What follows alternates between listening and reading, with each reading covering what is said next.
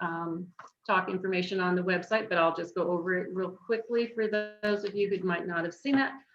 She's a frequent community speaker. She researches and writes horticulture history and has published in several publications, Pacific Horticulture, Eden, the Journal of San Diego History, and California Garden, where she's the associate editor. She makes Balboa Park and the life and work of Kate Sessions special areas of research. She serves on the board of the San Diego Floral Association and the California Garden and Landscape History Society. And she's a longtime member of Mission Hills Garden Club. So we're so happy to have her here. And she is going to take us on a trip with the history of Kate Sessions and how she went to other countries to bring new species of palms to the United States and to begin a specialty garden in Balboa Park. But she's also going to tell us a lot more about some interesting facts about the gardens in Balboa Park that many of us don't know. When I heard about when she told me what she was doing, I didn't know about them. So it's going to be very interesting and I hope you all enjoy it. So Nancy, if you would like to get started. I'm going to share the screen. Did you allow me? Yeah. Yes, I see you now. Yes. Okay. Oh, I forgot one more. I just want to say, Nancy, I'm so sorry before you begin. We are going to hold off questions and let Nancy finish her whole presentation. If you have some questions you're thinking about, you can put them in the chat room at the end of the presentation. We'll go through as many as we can and have her answer questions then. So with that, I will turn it over to Nancy. Are you seeing my screen? Yes, I see your screen. Okay, great. Well, good evening, everyone, and thanks for your interest in Kate Sessions and Balboa Park. Tonight, I have a story of 3 specialty gardens in Balboa Park that have Kate Sessions' green fingerprints all over them, even though her connection to these gardens is not well known. As hinted at by this introductory page, one of the gardens is full of palms, one features aloes and agaves, and one is a cactus garden. Kate Sessions had a special interest and fascination with these plants, although she called agaves savage and cactus pugnacious. First, I'd like to clarify the role of Kate Sessions in Balboa Park's development. There's a lot of misinformation on this point, but most of us are familiar with the story of how Kate Sessions leased 32 acres of the undeveloped park in 1892.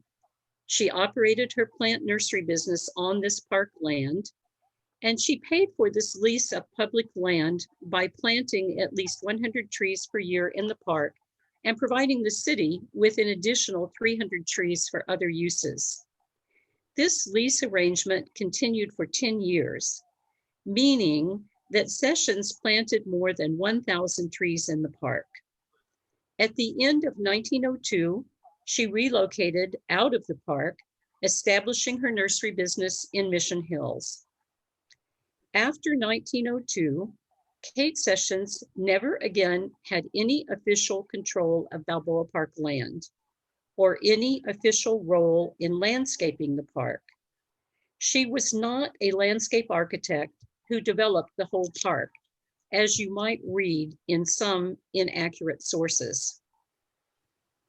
But Kate Sessions was a highly respected voice in San Diego and a lifelong advocate for Balboa Park. Her ideas carried a lot of weight, and she did influence park development. This explains her connection with the 3 specialty gardens we'll talk about tonight.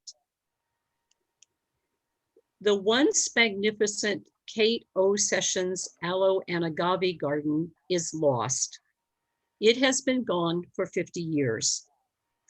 A lot of confusion and even some mystery surround this Balboa Park garden. Over the years, it's been mixed up with the desert garden that we have today, and also with the cactus garden. We have not even known exactly where the aloe and agave garden was located within the park. So I've had a lot of fun over the past pandemic months unraveling the full story of this garden and its Balboa Park location. The story of this garden begins in 1931. Sessions suffered a serious illness that year, and also her brother Frank died, her only sibling. The exact nature of Kate's illness remains undescribed, but she was hospitalized and she had surgery. She apparently was in a very bad way. I don't know if this picture was taken in 1931, but this is the picture of Kate in which she looks the frailest and the illest. So I have a feeling this picture does date to that period of time. Before she died, she actually looked much healthier than this. Well, when Kate Sessions was suffering this serious illness, San Diego panicked. Sessions was 74 years old, and it appeared that she might be on her deathbed. There was suddenly a lot of civic hand-wringing. Had this wonderful citizen received in life the accolades that would surely be heaped upon her in death? Had San Diego done enough to celebrate and reward the great Kate Sessions?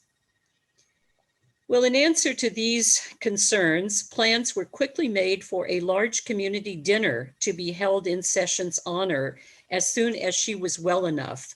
Lots of important people would give speeches that lauded her contributions to the community.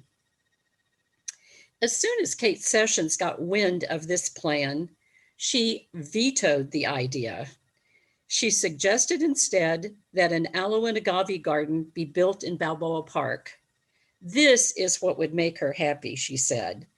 And it would be a notable enhancement of the park and would become a San Diego attraction, bringing in tourists, just like the desert garden at the Huntington Estate in San Marino.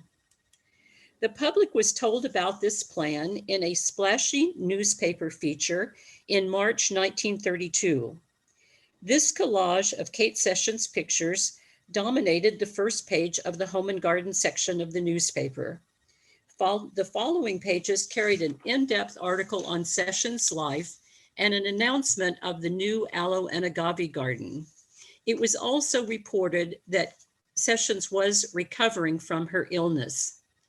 In this collage, the first florist shop she operated in downtown San Diego on Fifth Avenue is shown. And this photo of Sessions was taken just a couple of years before she came to San Diego in 1884. And another part of the collage shows her own garden. This is Kate Sessions' garden. I don't know who these visitors to the garden are. And this pretty well-known picture of Sessions standing in front of a blooming acacia. And this was Sessions' home that she built in 1928 on Los Altos Drive in Pacific Beach, not far from today's Kate Sessions Park. The San Diego Floral Association took up the challenge of creating the new garden, and they had the perfect person to be in charge. Mrs. Greer, a long-term president of the organization, was a dynamo who knew how to get things done. And she also worked with Chauncey Jerebeck, who was active in the Floral Association. He loved and respected Kate Sessions, and he was a Balboa Park horticulturalist who led the practical work of establishing the garden. He also documented the contents of the garden as it grew, maintaining a meticulous record of the aloes and agaves and researching species that were needed to complete the collection. He's reading about plants from the Bible, by the way, in this picture. Of course, the first step was getting permission to establish a new garden within Balboa Park. John Morley was the superintendent of parks and had known and worked with Sessions since his San Diego arrival in 1911. He helped win city approval and assigned a plot of land for the garden. Once the garden had official approval, Sessions and Jerebeck sought contributions of plants and expert advice. A cameo role in the creation of this garden was played by William Hertrich, another pal of Kate Sessions and the creator of the garden's on the Huntington estate. He donated many rare plants and provided advice on the layout of the garden. Other donations came in from all over San Diego, California, and the Southwest. Sessions donated her entire personal collection of aloes and agaves. I mentioned the confusion that has always surrounded the history of this lost garden. There are few photos or descriptions of it. And one of the open questions has been exactly where the garden was located. In my recent research, I was thrilled to find an aerial photograph from 1936 that answers that question. The garden was this large triangular shape. It ran about 340 feet on its widest side. These are all cars parked around here because the exposition was going on. And these twin roads that came down on each side of the garden joined together and traveled on down to the floor of Florida Canyon. This was the electric railway that ran through Balboa Park. The garden was always described as being on the east side of Park Boulevard. And in this photo, here is Park Boulevard. The zoo is off in this direction. This building no longer exists, but this road now runs through, and this is Village Place right here. And over here, just a little bit further away, would be the large Morton Bay fig tree in the park. Now, the problem with this description that the garden was on the east side of Park Boulevard is the fact that Park Boulevard is now in a completely different place. And I certainly never realized how far Park Boulevard was moved when it was rebuilt as a 4-lane thoroughfare in 1966. On this map, I'm showing the original route of Park Boulevard and the approximate route of Park Boulevard today. And so as you can see on this map, the garden is now on the west side of Park Boulevard. So no wonder there was so much confusion over this location of this garden. Here's one more map. The orange star is the garden itself. Here we have Spanish Village, zoo is off in this direction. And so the blue is the original route of Park Boulevard and the green is the Park Boulevard today. And on this map, you can see the relationship of our current desert garden, which was created in 1976. It's right over here on the east side of Park Boulevard. You can see its location in relation to where the original aloe and agave garden was located. By 1934, the garden was becoming well established. The Floral Association had sponsored 2 fundraising events in support of the garden, while Jerebeck and Sessions were still aggressively seeking species that were not represented in the aloe and agave collection. On March 23rd, 1935, the garden was presented by the Floral Association to the city of San Diego. It was dedicated and officially named the Kate O. Sessions Aloe and Agave Garden. A bronze dedication plaque was affixed to one of the large granite boulders that had been brought into the garden. And in this picture, you can see Kate Sessions sitting on this stone bench in the garden. And this back here is that electric railway that ran through the park. And that is the approximate location of Park Boulevard today. Well, after this dedication, the aloe and agave garden dropped out of the news and other written sources. There was an occasional report of praise for the garden by a visiting horticulturalist, and there was one newspaper article in 1938 when an agave attenuata shot up its spectacular bloom. This plant is so common in San Diego now, but it was new and unusual in the 1930s. Kate Sessions claimed that the one in the aloe and agave garden that bloomed in 1938 was the first to bloom in San Diego.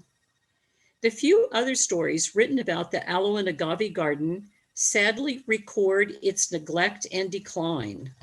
San Diego does not adequately staff Balboa Park today, and it did not do so in earlier times. There simply was not the care given to this specialty garden that it needed. Decades passed, and despite inadequate maintenance, some sturdy aloe and agave plants persisted in the garden, proving Kate Sessions' point that these are hardy and useful plants for San Diego. They will survive on neglect. But when a master plan for Balboa Park was commissioned in 1960, the garden was doomed. The Bartholomew Plan described the aloe and agave garden as unmaintained and called for its abandonment. The planners suggested that any worthy plants be moved to the cactus garden. A few years later, in the mid-1960s, the garden was negatively impacted during the massive project of relocating and realigning Park Boulevard. The aloe and agave garden in 1971 was then completely destroyed when the land upon which it stood was paved over to create the Spanish Village parking lot. We do not know if any of the aloe and agave plants were saved or relocated, or if they were unceremoniously plowed under by a bulldozer. We do know that one of the most botanically important specialty gardens and one of the best documented plant collections ever established in Balboa Park was neglected to death. And we also know that a heartfelt community tribute to Kate Sessions lost out in the mounting pressure of the automobile in decisions about land use in Balboa Park. A parking lot was deemed more important than the historic garden it replaced. Another garden that Kate Sessions brought to Balboa Park is the Cactus Garden. And like the aloe and agave garden, it was magnificent when created, then suffered decades of neglect and vandalism. I almost called it a lost garden because it was forgotten and neglected for so many years. But I think we can now say that it has been found because of a recent revitalization project that I'll discuss in a minute. Kate Sessions lobbied and cajoled for many years before she saw the realization of her dream of a world-class cactus garden in Balboa Park. She's on the record as first mentioning the idea in 1899. Over the years, she kept the idea alive with articles and in her talks to various groups. In 1918, she made the point that San Diego could become a world cactus center, a place for the study of cactus because we had such ideal growing conditions for them.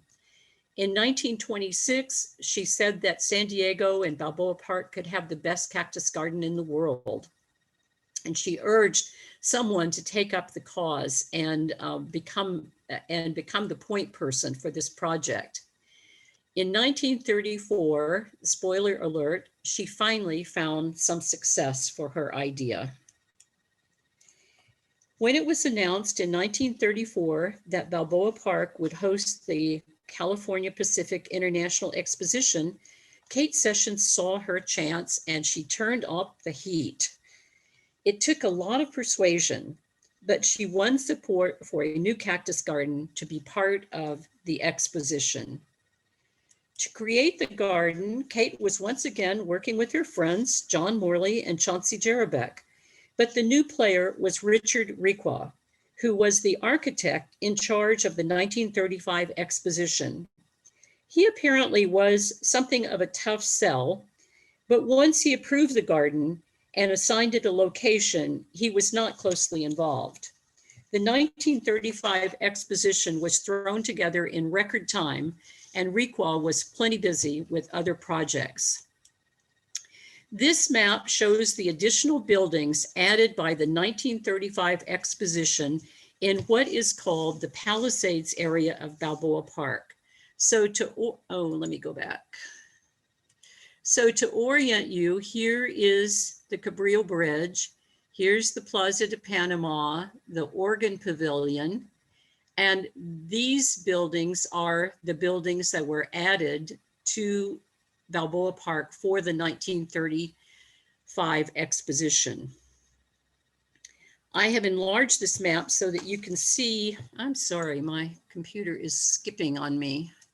I've enlarged this map so that you can see this first representation of this first rendering of the cactus garden in a Balboa Park map. So here's the cactus garden. Oh man, here we go. Here's the cactus garden. When I first saw this, I thought it reminded me something of a drawing of a brain, but this is the cactus garden as shown on the 1935 exposition map. And I believe this is the first official rendering of the garden on a Balboa Park map.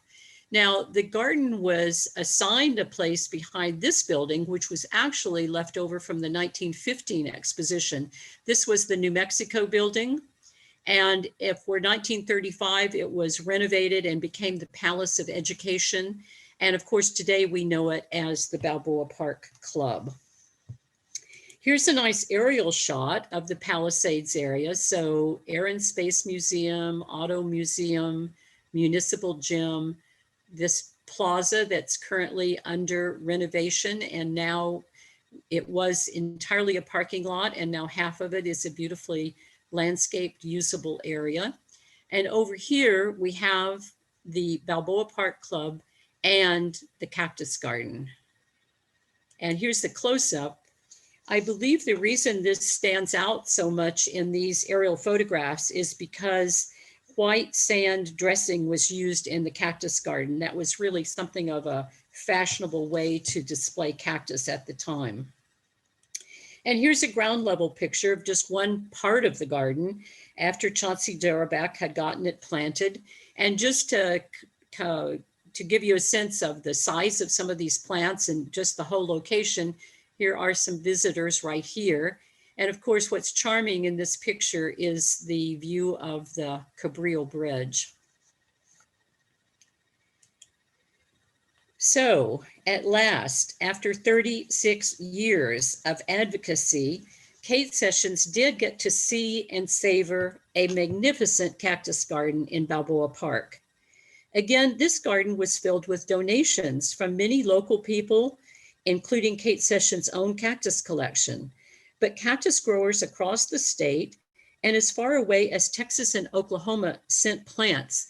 This was the power of Kate Sessions and her reputation in the horticultural world. People wanted to contribute to this garden.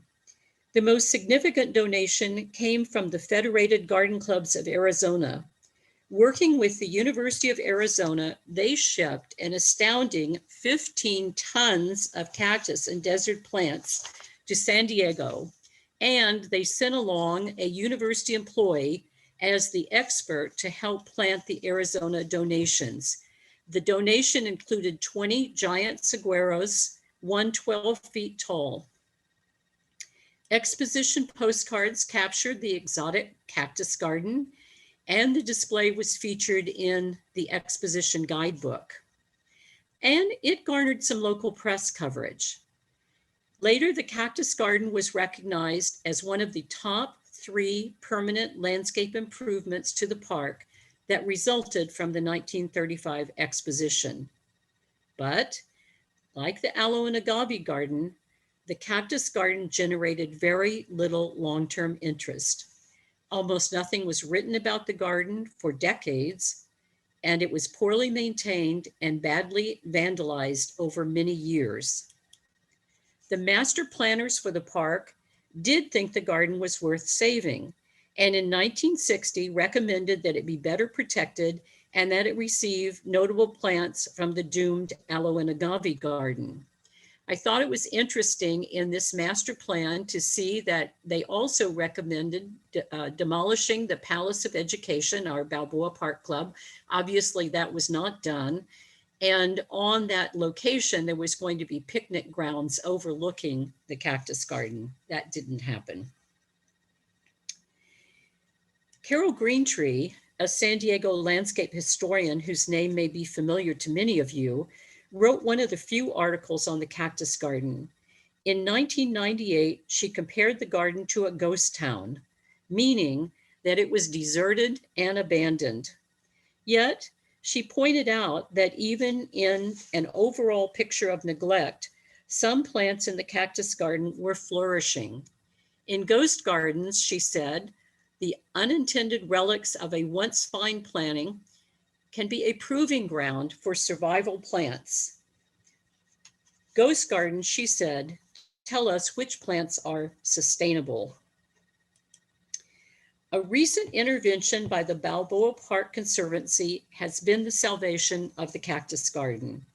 Much of the work in the garden was made possible by a very generous donation from one of our Mission Hills neighbors. The work is ongoing, but the cactus garden is in better condition today than it has been in many years. The Conservancy is also rolling out its program of new park signage this year. There is a plan to provide better directional signs so that visitors can find this somewhat hidden garden. The cactus garden is sometimes called the Old Cactus Garden, the 1935 Cactus Garden, or even the Cabrillo Canyon Cactus Garden. I have proposed that the cactus garden be formally renamed after Kate Sessions, and that is being discussed, but renaming anything in the park is very complicated. So we will have to wait and see if a sign like this one ever appears. Meanwhile, the rehabilitated cactus garden seems to be rediscovered and is enjoying a new popularity for photo shoots. The oldest Balboa Park garden directly connected with Sessions is the San Jose Hesper Palm Garden, dating to 1914. This plantation of palms has never been recognized as a garden of Balboa Park. It is not on any park map. Few people know that these palms are closely connected to Kate Sessions and that she is in fact responsible for this mass planting. That's why I call this collection of palms a lost Kate Sessions garden. Almost no one knows about it. Kate Sessions worked directly with John Morley in creating this garden, but as you will hear, T.S. Brandigee, a famous botanist who specialized in Mexican plants, was very much a part of the story.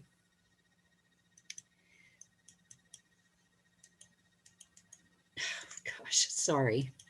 The history of this garden begins in 1902 when Kate Sessions joined the Brandigees on a plant hunting expedition to the tip of Baja California. The explorers boarded a coastal steamship in Ensenada for the 4-day trip to San Jose del Cabo. Then they rode mules for 3 days to reach a mountainous area where a special palm was growing. This palm was believed to be new to science, meaning that it had not been botanically classified or named. The palm had never been imported to the United States. In the right-hand photo, T.S. Brandigee is sitting under a tree in Baja, and on the left is his wife, Dr. Catherine Brandigee. I wish this were a picture of Kate Sessions, but there isn't one of her on this trip. Dr. Brandigee was photographed on an earlier Baja expedition. The Brandigees were two of the most respected botanists in the late 1800s and were definitely the nation's most renowned botanical couple. When they moved to San Diego in 1894, they of course became friends with Kate Sessions. Also important to this story is the illustrious or notorious German plant collector Karl Purpos. From the Americas, and particularly from Mexico, he extracted and shipped tons and tons of plant material to Europe, where botanical gardens and private collectors had an early fascination with succulent plants. It was Carl Purpose who determined that the palm was indeed a new species. He published the first botanical description of the palm in a science journal and named it after Mr. Brandigee with the common name San Jose Hesper palm. From the Mexico expedition, Kate Sessions returned to San Diego with small palms and bags of palm seed. Then on her growing grounds near Stevenson Lewis Street in Mission Hills, she propagated hundreds of the new palms, growing this plant species for the first time in the United States. A grove of these small trees was later planted in Balboa Park. This is what Sessions wrote about the trip and the planting of the San Jose Hesper palms. I dug from the field 5 small palms and brought them to San Diego. Later, a few thousand seeds were planted. In 1914, 325 were planted in Balboa Park, just outside the Rose Garden. Of these 325, the park bought 175 and I donated 150. This group was planted in honor of Mr. and Mrs. Brandigee.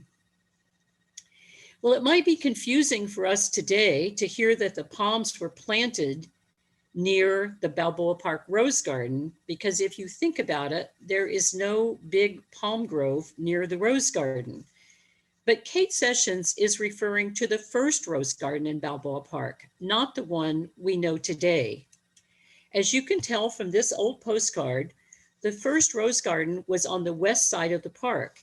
It was planted before the 1915 exposition. The Cabrillo Bridge helps us envision the location. The garden was near the Laurel Street entrance and the approximate location of today's bowling greens. In this photo, the palm plantation is clearly visible on the northeast side of the bowling greens. There's an assortment of palm species on view in this photograph, but Kate Sessions' San Jose Hesper palms extend down the side of Cabrillo Canyon and dominate this 1914 plantation. And here's an aerial view taken from the Balboa Park tree inventory. These not very green spaces are the bowling greens, and each of the colored dots represents a tree. The dark purple dots are San Jose Hesper palms. In the inventory, 188 palms were still growing in this area. Here are some recent photographs of the San Jose Hesper palm garden in Balboa Park. The San Jose Hesper palm is still somewhat rare in the United States. It's similar to the widely used Washingtonia robusta. The San Jose Hesper palm is tall and has a very long life. Its slender trunk is one of its distinguishing features. It's possible to stand amid these tall San Jose Hesper palms and look over to the Kate Sessions statue at the park entrance. Yet, this is a forgotten and overlooked garden. Almost no one knows that there's a direct connection between the bronze woman standing at the park entrance and this one-of-a-kind palm garden. This garden is historically important because it represents the success of Kate Sessions' only plant hunting expedition, and it proclaims her talent as a propagator. The garden is unique in the world and holds the largest collection of San Jose palms in the United States. Therefore, I have a proposal. I think this garden should be recognized as the Kate O. Sessions San Jose Hesper Palm Garden. Directional and interpretive signage should tell the story of this garden and the connection to both Sessions and the famous Brandigees. Just like every other garden in Balboa Park, this one should be included on maps and in guides. Well, I'd like to close this story with some additional information about the Brandigees, who were so important to the San Jose Hesper palm story. These remarkable botanists added a wealth of information on the plants of California and Mexico to the botanical record. They spent months of their lives hiking and camping in remote locations to study plants. Catherine Brandigy was once in a shipwreck off Baja, but managed to save her field notes and plant samples. She broke her leg once in the high Sierras and had to be packed out on a mule. T.S. Brandigy wandered in the heat and barrenness of Mexico for weeks at a time studying cactus. The Brandigys elevated West Coast botanical science with their exacting work and by publishing scores of scientific papers. The mere presence of the Brandigys brought distinction to San Diego, and their botanical expertise and connections in the plant world inspired Kate Sessions and the others who knew them. The Brandigys created San Diego's first botanical garden, and they built the largest private herbarium in the United States. Here are the types of herbarium sheets they prepared for botanical study. When their collection was given to UC Berkeley, the size of the university herbarium was doubled. When Catherine and T.S. Brandigy came to San Diego in 1894, they purchased property in Bankers Hill, and they lived in a tent while building a brick structure for their books and herbarium. They later expanded that building with living quarters. Here is the Brandigy House and Herbarium on First Avenue near Redwood Street. Take note of that tall chimney and unusual roof configuration. On this bare piece of land, the Brandigys created, as already mentioned, San Diego's first botanical garden. And here is Catherine Brandigy working in the garden with a house in the background. Sadly, there are no remains of this once magnificent and important garden, but you can connect with this history by visiting the Brandigy property in Bankers Hill and seeing the house where they lived. It is not a museum. You don't have to make reservations. You won't even see the Brandigy name mentioned, but their house is at the Self-Realization Center on First Avenue near Redwood Street.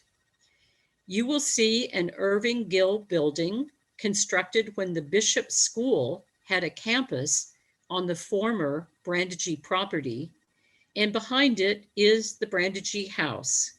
Here it is, recognizable by the tall chimney and roof configuration. I hope you will all enjoy visiting this unsung historic site of the Brandigy home and garden in Bankers Hill, as well as returning to Balboa Park to view the cactus garden and the San Jose Hesper palms with a new appreciation of their history and close connection to the life and work of Kate Sessions. Thank you so much for joining the program tonight, and I'm going to be happy to take your questions. Thank you so much, Nancy. I just want to say that was great. A lot of history I knew nothing about, and I've been here all my life. So I'm going to be walking through the park, looking a little more closely. I have the first question, if you don't mind. When you say they're revitalizing the cactus garden, how Yes. do you revitalize it? Do you talk about, I mean, are they watering? Is that what? Well, there are many things that they've done. I'm going to, wait a minute, let me stop sharing my screen so I come back into view. There are many things that have been done. One of the things that was really important was that they rebuilt all the trails and the pathways that lead down to the garden. And they put in new drainage and different ways of preserving the pathways. They did work on the irrigation systems. You know, all over the park, there are these antique irrigation systems, and no one knows where the pipes run and where the connections are. So anytime they have to work on the irrigation systems, it's really a major undertaking. But they've done that. They've also put in a lot of new plants and trimmed up and cleaned up the plants that are there. and they invited Nan Sternman, who came in and did some beautiful, I think she focused mainly on these big pots that were kind of like introductory to the garden. You know, one of the things about the garden's location is it is a little bit hidden back behind the Balboa Park Club. And if you don't know that it's there, you might not ever walk back there, which is why this new signage is going to be so important. But she created some beautiful big plantings in pots that kind of, you know, brought you into the garden. And they're continuing to work. I don't know what all else they're doing, but those were the major things that I think were needed right off the bat. Very good. And real quick on the Palm Canyon garden, are they trimming those? Do they maintain that now, or? You know, I actually took out one of my slides so that I wouldn't go too long on this, but one of the slides I showed how the garden really is, those palms are not they don't do anything as far as I can tell. You know, there are a lot of trees falling over, and I don't even mind that. I mean, it's kind of a very natural looking area, and you know, you can walk over and take a look. But one of the things that's interesting to me is I don't know how self-seeding those palms are, you know, I think to have 188 palms left there after 107 years is kind of amazing.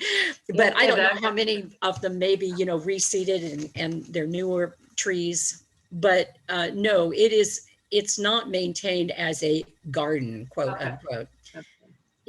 And garden is probably, I was just using the word because my title was Kate Sessions Garden. Probably a better name for that would be a grove. It's a palm grove. Okay, grove. Yeah. I do have a question here from someone, if you don't mind. No, sure. Do you know that the red sandstone rocks in the cactus garden are signature Kate Sessions? She used them frequently to Denmark edge of her landscaping. Yes, I do know that. And if the person who submitted that information can help me find out about exactly where those rocks come from and what that rock formation is called, I would be thrilled.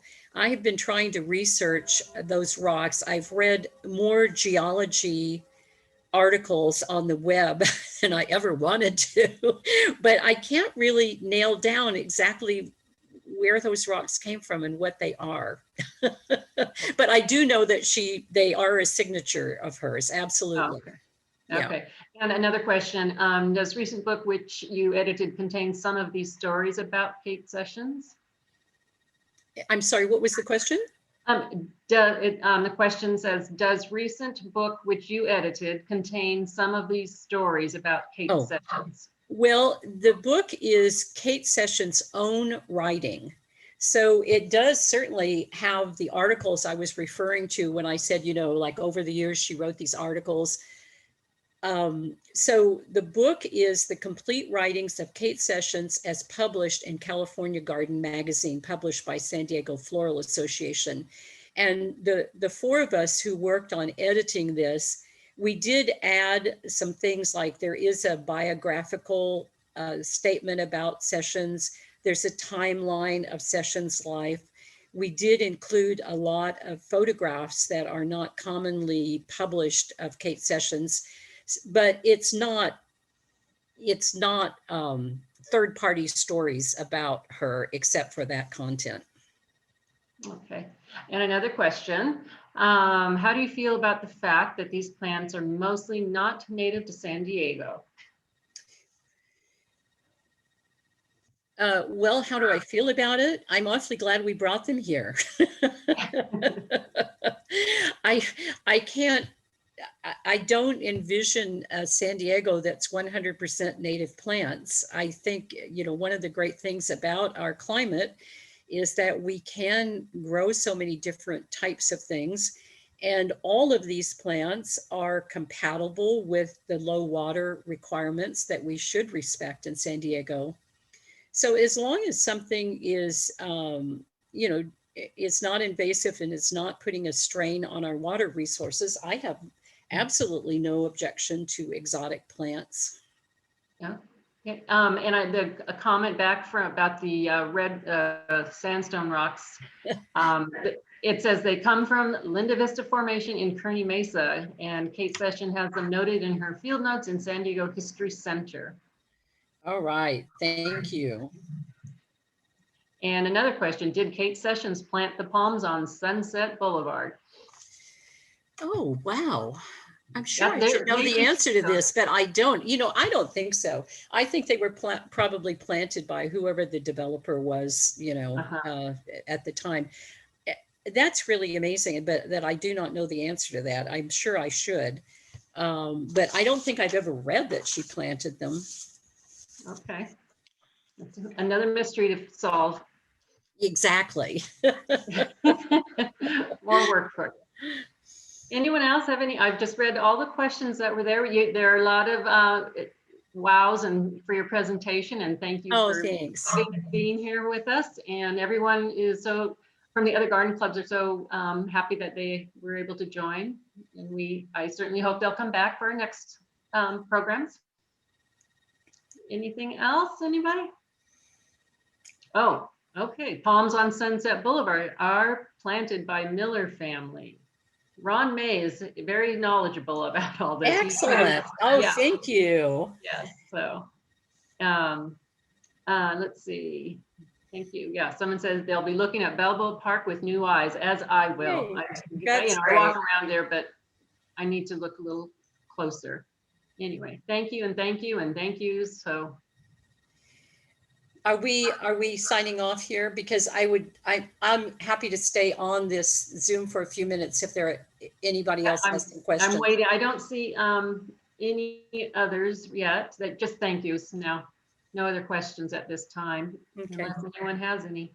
Now's the chance. Nope, I don't see any more. Okay, I'm off. I just want to say thank you. That was a beautiful presentation. Made me want to go to the park and look for these gardens. Great. Thank you. I'm from the Poway Garden Club, by the way. Oh, well, thanks for joining us. Very much for your invitation. Oh, great. I'm glad you were here. I want to add that our Mission Hills Garden Walk is coming up May 8th, and tickets will go on sale March 1st. And we've got 8 incredible gardens. So I hope that you will all join us on May 8th. Okay, and just go to our website for information.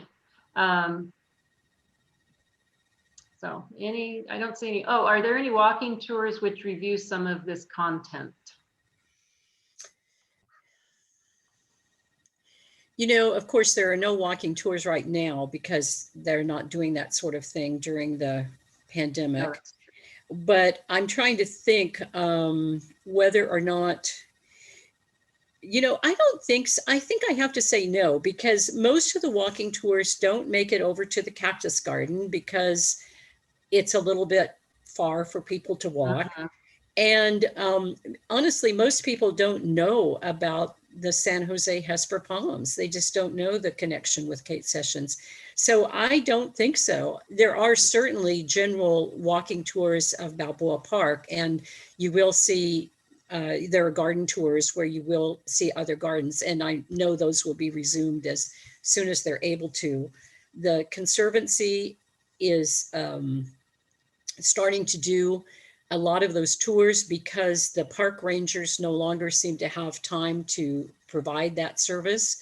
So the Conservancy has been training new tour guides to do garden tours and other park tours. And I'm sure that as soon as it's possible to start those, they'll be advertising them again. Yeah, and I just hope that they get some of the signage you were proposing, the signage that's going to go around, that would be helpful. I think that it really will be. And, I don't know if I didn't spend a lot of time on this, but you're going to be seeing throughout Balboa Park new signage. And it's going to be a great improvement over the current directional signage and wayfinding in the park. So that's supposed to start happening this spring.